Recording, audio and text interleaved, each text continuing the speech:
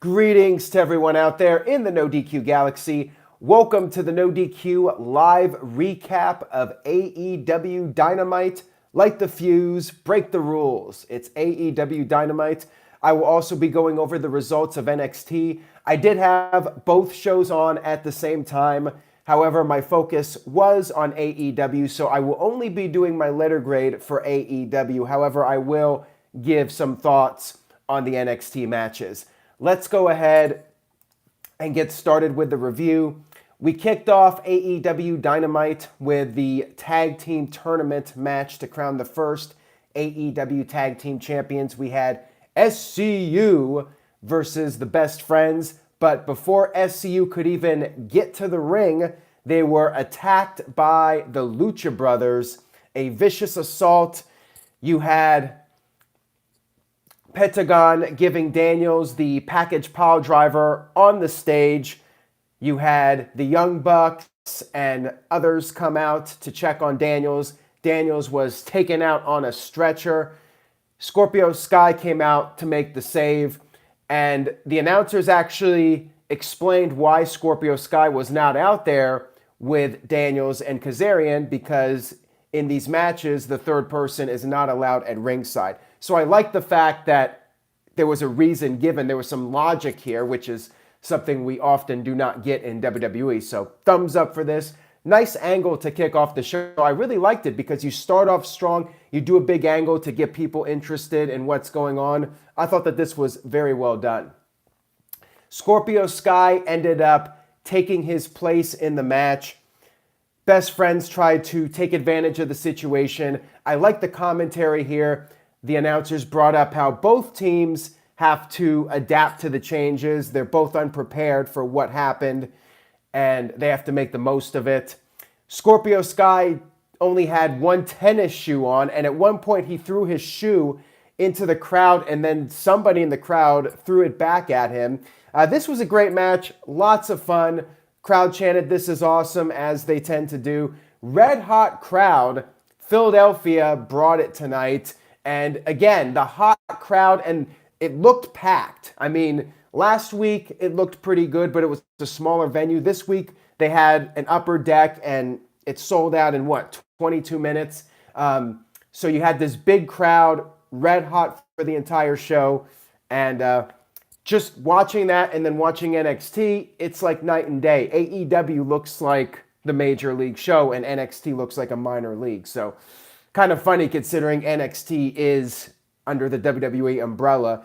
And again, I just wonder how long until NXT leaves Full Sail University. They have the building booked for the rest of the year, but man, they really need to get out of there. The question is, can NXT draw sizable crowds outside of Full Sail University? Can they draw decent crowds on the road across the country?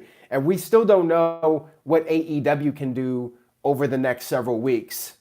Last week they were in Boston, which is a major wrestling market, and this week they were in Philadelphia, another major wrestling market.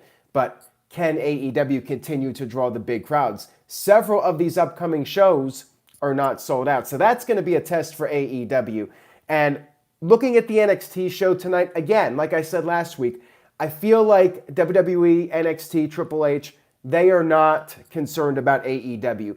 I did not sense anything different about the NXT show. They're basically just going along business as usual, as if AEW doesn't exist. They're just doing what they're doing, and I don't know if they're going to change things up at some point. Maybe they're just going to wait it out and see how the numbers fall into place and how AEW does attendance-wise and all these other things over the next several weeks, and they're just going to keep doing what they're doing for the time being. I mean, that's my feeling coming out of tonight. Anyways, Scorpio Sky scored the pinfall victory over the Best Friends, and I did want to note that during NXT's first commercial break, you had the AEW tag team match going on, which worked in AEW's favor because NXT fans might be tuning into AEW during the break and they're seeing a great match, they may end up deciding, okay, I'm going to watch AEW. So in that first quarter segment, I think the timing of everything went in favor of AEW. Ken terminated by Google with a $5 super chat. So that means Ken is the first new No DQ super chat champion of the evening. A $5 super chat or more will get you the No DQ super chat championship. Ken says, Rift, if you are a fan of SCU, chant SCU. To represent SCU in Southern Cali, I'll use Chris Daniels' Angels Wings. All right, Chris Daniels' Angels Wings makes Ken the new No DQ Super Chat champion. Meanwhile, on NXT, we had Tommaso Ciampa come out for the first segment to make his big return, and he fought, what's his name, Angel something. I forgot his full name. And probably the highlight of this, it was basically just a showcase for Ciampa. He attacked the Mexican flag and was doing moves on it. That was pretty funny. And then after Ciampa picked up the victory, Angel Garza, thank you for that, Harley, I appreciate it.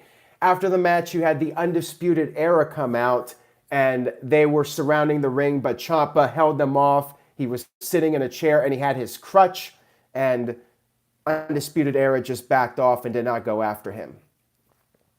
We also had 2 tag team matches, one on NXT, one on AEW. We had Lorcan and Birch versus Imperium, and their intros were during AEW's first break. AEW was using the picture-in-picture format during the break, which NXT was also doing later on during the show.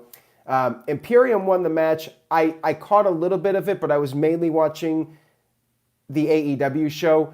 From what I saw, this match looked to be really good, so I will definitely go back and check it out. Just watching it without commentary, it looked like a great match, and I'm guessing with Mauro Ranallo's commentary, it was pretty damn impressive. So I will go back and check that out. Meanwhile, on AEW, we had Alex Reynolds and John Silver, the Beaver Boys, versus Santana, wow. My apologies to Santana and Ortiz, formerly LAX and Impact Wrestling. And JR even said that Santana and Ortiz have made an impact since joining AEW. Power Packers 90 with a $2 super chat says, AEW is fire again tonight. WWE's fire is to bury Bray Wyatt. Ouch. We haven't done this in a while, but that, my friends, was the savage line of the evening so far. Let's see what you guys got. Can you top that? Anyways, I enjoyed this match. Nice showcase for Santana and Ortiz. They won with the Street Sweeper, which was a neckbreaker powerbomb combo. After the match, Chris Jericho did a video promo and praised them. Talked about them being pit bulls amongst pit bulls. Jericho said that they will beat the hell out of the Young Bucks at Full Gear, basically issuing the challenge for Full Gear. So, I mean, that was to be expected that we would see this match at the Full Gear pay-per-view. And I really like Jericho doing the talking for Santana and Ortiz. And I kind of think of Santana and Ortiz as like the Usos. I mean, they definitely have that street fighter persona, you know, street cred and all that. And I feel like these guys, if AEW can market them well, they could be AEW's version of the Usos and be something really special in the tag division. So that's the vibe I got from them, at least from this match and seeing them in AEW so far. We had a video package for Cody and Brandy Rhodes. Brandy was talking about her husband, how he's just so passionate. He's the most passionate person she's ever met, and he's just like totally in the zone for his match. You had other people in this promo, this video package, talking about Cody. DDP was praising how driven Cody is. And you even had Cody's mom talk about how Cody winning the belt will be the pinnacle of his career. Really good video package here to set up the world title match at Full Gear. If I had to criticize anything about this show, I love the Cody promo, but I want to see more video packages like this for the guys we are not really familiar with yet. And I will say this now. One thing that I think was lacking from this week's AEW show was interviews. Like, we didn't have that many. We didn't have like the interview segment on the stage with Tony Schiavone that we had the first week, or maybe an interview at ringside with somebody. Just backstage segments, none of that. I would have liked to have seen a little bit more of that stuff implemented throughout the show. Maybe cut a few of the matches short. I feel like what AEW was trying to accomplish this week, I think they were trying to prove a point. You know, the last 2 weeks, people have been saying that AEW has been putting on the better show overall, but NXT has been delivering the better wrestling. And I think this week AEW was going out there and trying to show the world that they could put out better wrestling than WWE. I mean, AEW was a very wrestling-heavy show this week, which, I mean, the matches were great, but for me, I would have liked to have seen a little bit more variety. So, again, it's nitpicking on my part, but I would have liked to have seen some more video packages or interviews from some of the guys we don't know anything about, just to establish their characters. But yeah, the wrestling was great on AEW. I'll have to go back and watch the NXT stuff to really make a comparison. But based on what I saw from NXT, I mean, they put out another great wrestling show as well. So, funny enough, at the same time we had this Cody promo, we also had a Johnny Gargano video package. Both video packages airing at the same time. And Johnny was interviewed, asked about Ciampa, and he doesn't know how he feels about Ciampa until he actually sees him face to face. So I'm guessing we will see that at some point. Next up, we had Britt Baker versus Riho for the AEW Women's Championship, and there was a little video talking about how AEW had 14 million viewers and counting. I guess they're adding up all the viewers they've had from the replays and whatnot. And feels like a little WWE-esque to do this. We got 14 million viewers watching AEW. So a little misleading here. You know, something WWE might do, you know, stretch the truth and, you know, count all these extra numbers. But, you know, got to do what you got to do to promote. You're a promotion, you got to build up your brand, and sometimes you got to do it. And like Virtue said, it's like no DQ clickbait. You gotta stretch it a little bit to maximize your dollars. So anyways, Britt Baker and Riho, I really enjoyed this match. I thought it was a very entertaining match, and they did exactly what I think they need to do. And you need to establish Riho as the champion and make her a credible champion. Britt Baker had a really good showing in this match, and announcers did a good job, you know, bringing up the size advantage for Britt, even though she's not that big of a person. Meanwhile, on NXT, you had Io Shirai versus Kaden Carter. Io picked up the win, and she cut this promo about Rhea Ripley's match with Bianca Belair on next week's show, and says it doesn't really matter because she's the one that's going to be facing Shayna Baszler. Rhea Ripley came out, confronted her, cut a promo saying that if her name is ever mentioned again, she has no problem shutting up Io. And back on AEW, we had Britt Baker put on the lockjaw submission. However, Riho countered that and scored the pinfall victory. Again, Britt looked really good, but in the end, I think you got to go with Riho winning the match here, even though next week AEW is going to be in Britt Baker's neck of the woods in Pittsburgh, and they did hype that up. After the match, we had a handshake. This was fine. Good stuff here. I enjoyed it. Pretty much what I would do if I'm trying to build up the women's division, you know. I thought it was well done. So there you go.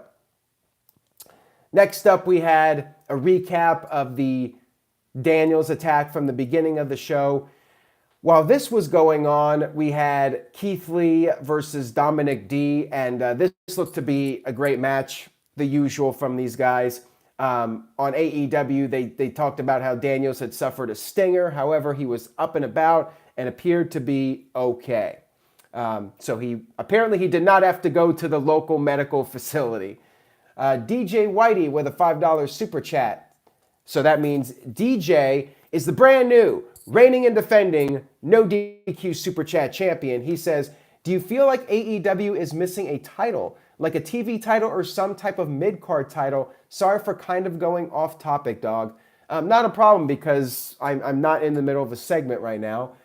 Thank you for that. We'll say, DJ, you win the championship via the Ken Anderson mic check. By the way, Ken Anderson is on NWA now. I did check that out. And it's a nice change of pace. The NWA stuff is definitely a fun hour of wrestling to watch. So if you got that extra time, it's worth checking out. And Ken looks a little bit out of shape, but good to see him still doing something. And also they had the former Damian Sandow, Aaron Stevens, making his return. He cut a good promo, and I like the whole studio audience thing. So that's enough of NWA, but I enjoyed what I've seen of it so far. Let's get back to the question here regarding a mid-card title. I would be fine with that, but there's no rush to do that. Take your time. Establish the championships you already have. We still don't have the first tag team champions crown yet, so I don't think there's this rush to do it. But yeah, maybe at some point you could do that, or do a trios championship just to change things up. I could see AEW eventually adding another championship. And they are airing the AEW Dark matches on YouTube, so you got that extra time and content. So yeah, I could see it happening at some point.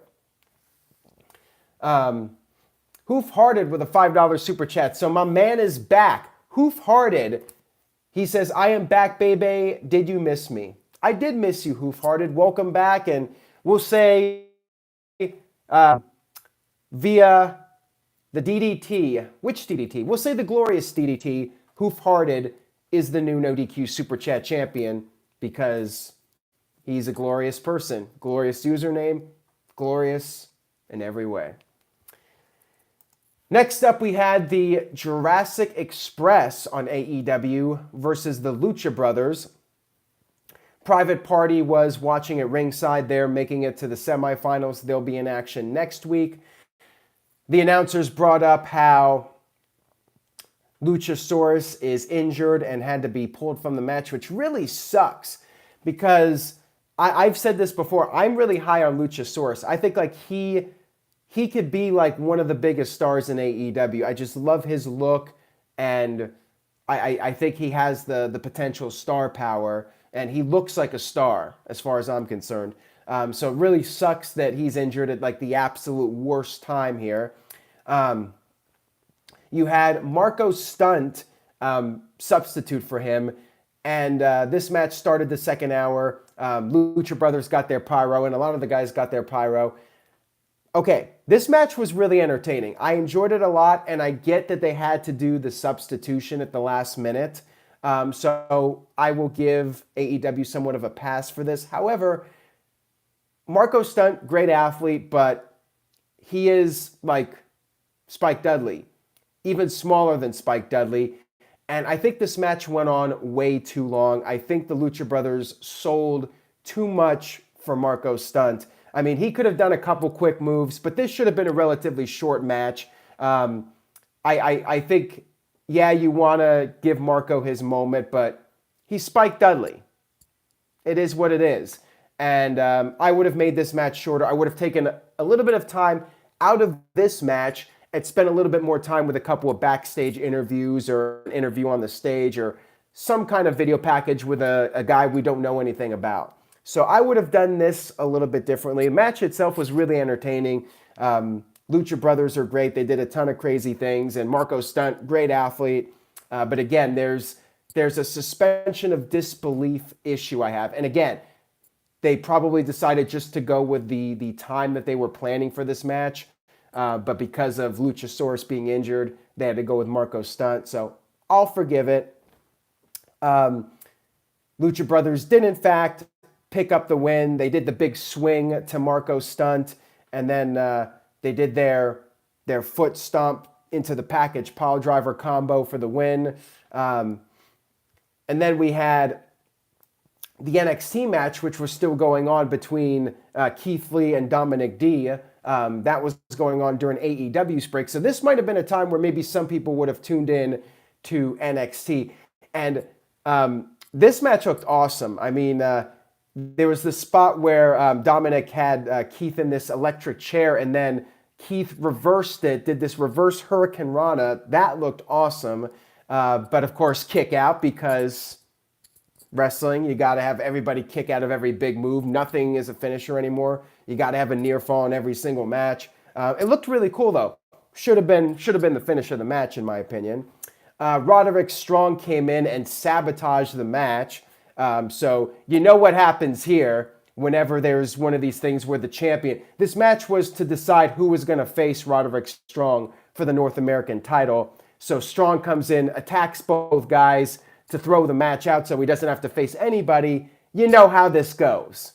Of course, triple threat match was made, and now Strong has to face both guys. So his little plan backfired on him. So typical stuff, and I wonder if AEW viewers tuned into this and then just got frustrated, and they're like, well, this is the same old shit WWE always does, and tuned right back out.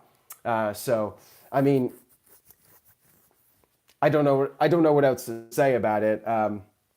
I get it. You know, you wanna get both guys in the match, and it's not a pay-per-view, so you can do a screwy finish like that. But yeah, I mean, it's so typical. You know, it's a very cliche segment where the champion tries to sabotage a match and then it backfires on him.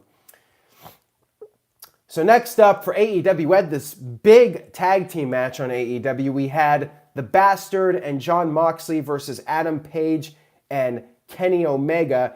And while this was going on, you had Matt Riddle versus Bronson Reed, who I don't know anything about. So I'm pretty sure... I'm really curious to see the quarter hours here, because I think if AEW was going to destroy NXT, this would have been the quarter hour. I mean, who's gonna watch Bronson Reed and Matt Riddle over Jon Moxley, The Bastard, Kenny Omega, Adam Page? You know, I think the star power heavily favors AEW in this head-to-head scenario. So before the match, you had this little promo from Moxley on the picture-in-picture. He said that nobody should write him off after one injury. He said he's the top of the food chain. The match started fast and furious. Bastard and Hangman fought on the outside. Omega and Moxley brawled in the ring.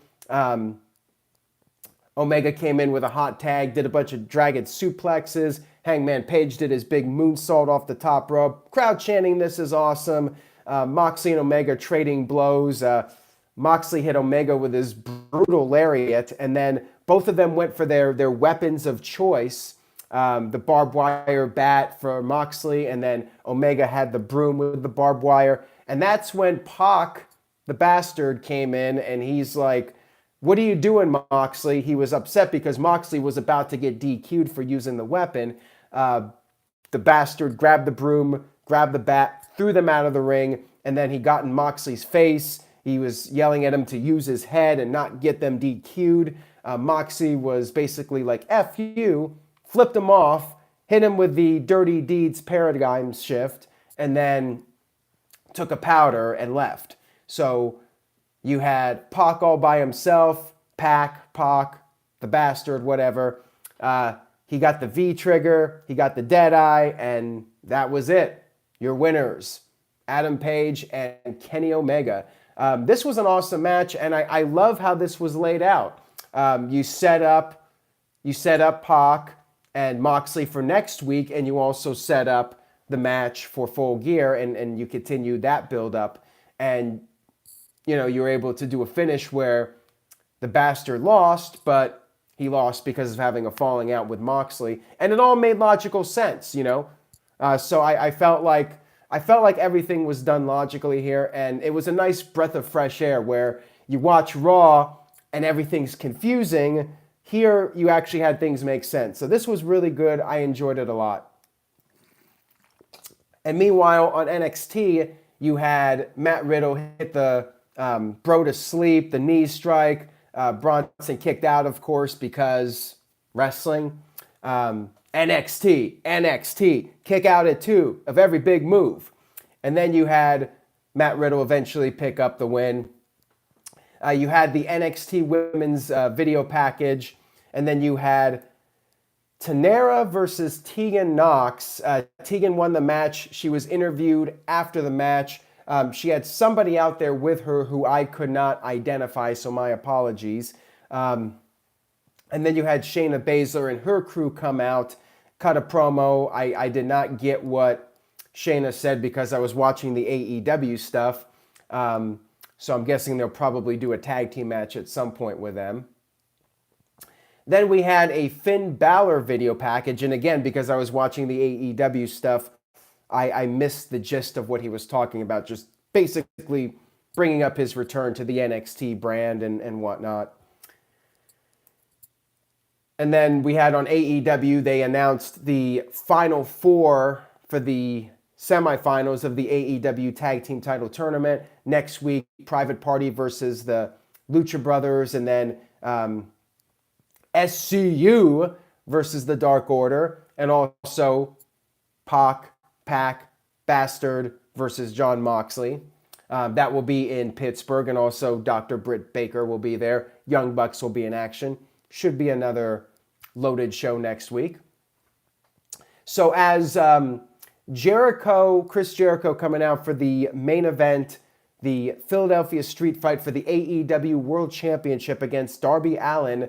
Meanwhile, on NXT, you had Boa, the Chinese superstar for NXT, versus Killian Dane. Boa wanted some retribution for losing very quickly last week. Killian Dane won the match by submission, but Boa did put up more of a fight than the previous week. And while this was going on, we had the entrances for the AEW Championship match. Darby Allin made his entrance with the skateboard, which I thought was really cool. That should be his weekly entrance. I like it. It's unique. Darby had this face paint. It said champ all over his face. Jericho came out. He's doing the whole Painmaker shtick now. And I like it. I mean, Jericho's once again reinventing himself. He's got the spikes like the Legion of Doom. He's got the face paint. Jericho never really used face paint in his career, so now he's doing it. I love Jericho. He's awesome. You know, he always changes up his character. He's always staying fresh. Some people were making fun of him on Twitter for wearing a shirt during the match, but keep in mind, this was a street fight. So, you know, these guys tend to wear the shirts in the street fights. While this was going on, this match was happening, we had a recap of Lio Rush on NXT winning the Cruiserweight title. And then Pete Dunne had a little confrontation with Killian Dane. So I guess that they're going to have a feud at some point. Meanwhile, during the AEW match, crowd was into Darby. Jericho was just dominating the match. I like how JR was putting over Darby, saying like he just has this indifference to pain. And JR mentioned how Jericho, he cannot give Darby any kind of hope that is going to be Jericho's downfall. JR was doing great here. Jericho dominated most of the match. He was riding around on Darby's skateboard, and then he hog-tied Darby. So Darby had his hands tied behind his back. Darby got a near fall, though. He managed to hit a moonsault, a springboard moonsault, with his hands tied behind his back, and he almost got a 3 count. Jericho ended up powerbombing him on a skateboard, and Darby kicked out because wrestling. Got to have everybody kick out of every big move. So here's the thing that I was a little iffy about. So Jericho should have easily been able to put Darby away. And I get you want to have Darby make a little bit of a comeback and somehow come close with his hands tied behind his back. But Jericho should have beaten him cleanly. What happened here was Jake Hager punched out Darby, and that's how Jericho got the submission on and won the match. I would have had Jericho win clean. I think Jericho sold too much for Darby. I know you're trying to build up Darby and try to make him a star, and Jericho wants to work with him. But still, I think that it was a little too much. Jericho's the world champion, and I think you got to make him a little bit more dominant. And, there's no shame in Darby losing with his hands tied behind his back. Let him have a little bit of a comeback, but then Jericho beats him. I don't think Hager needed to interfere. I think that was unnecessary. And then after the match, you had the rest of the inner circle come out, and they proceeded to have a little bit of the bubbly to end AEW Dynamite. So that was AEW, and I will give my letter grade in just a moment here, but let's go ahead and talk about the rest of NXT. Pete Dunne versus Damian Priest started when AEW was wrapping up, and they went into the overrun. So I did check out most of this match, and it was great. Damian Priest, he's tall, he's got a good look. I think the guy definitely has some star potential. But, your typical NXT match, all the big moves, everybody kicking out. Holy shit, fight forever. This is awesome. Ronaldo was good on commentary. He's talking about how despite his back being jacked and his spine being realigned, Pete Dunne was not giving up hope and still coming back.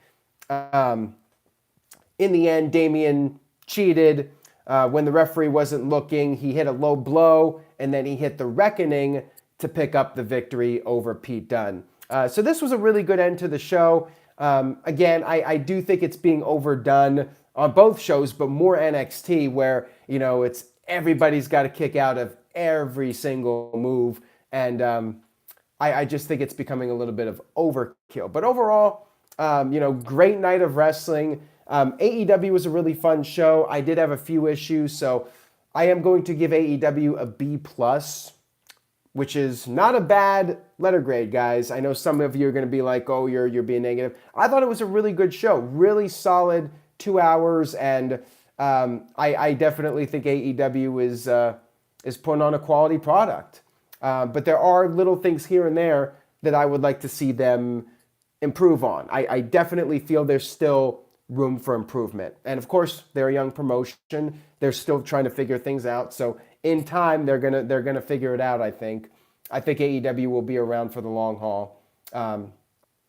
Hoof Hearted gives it a solid B+, not as good as the last 2 weeks. Harley with a B, Super Namick with an A, Power Packers 90 with an A-, so he was a little bit harsher on it than usual. Blood Raven with a B, Virtue with a B, W Glass 90 with a solid B, and Media One Software with a C. Daniel gives AEW an A+. And Just K says criticism is good for AEW. Yeah, I mean, it wasn't a perfect show, but it was a very entertaining 2 hours, and I definitely think it was worth my time watching it. If I wasn't doing this for a living, I'd watch AEW every week. It's a quality show. But, as someone who does this for a living, critiquing the shows, I definitely feel there's some room for improvement. I want to see more character development and just a little bit more variety. They did like 3 tag matches on one show. I get it. You want to build up the tag division. But at the same time, I'd like to see some variety. How about a 6-man match or different types of matches, different stipulations. Just shake things up a little bit more and have a little bit more variety. But I mean, overall, AEW's been good with that. Their pay-per-views, they've had a nice variety. They've had technical matches, they've had hardcore matches, they've had tag matches, single matches, 6-man matches. So they have done a pretty good job overall, in my opinion. So yeah, week 3 of AEW, they're continuing to roll. Full Gear is shaping up quite nicely. And NXT, it looks like they're just going to keep doing their thing, which I don't blame them because you want to see how things play out with AEW. But I'm feeling like early 2020, we might see some changes in NXT, especially if AEW continues to run really well. So that's it. That's all I got for this video. Thank you guys so much for watching. Make sure you stay tuned to NoDQ.com. And if you enjoyed this video, please do me a favor and click on that subscribe button. Turn on your notifications. Tell a friend. Buy a shirt. NoDQ.com/merch to support NoDQ.com. And please just keep spreading the word. Tell a friend on social media. Share a link to this video. Whatever you can do, the word of mouth goes a long way. Thank you guys very much, and I will see you all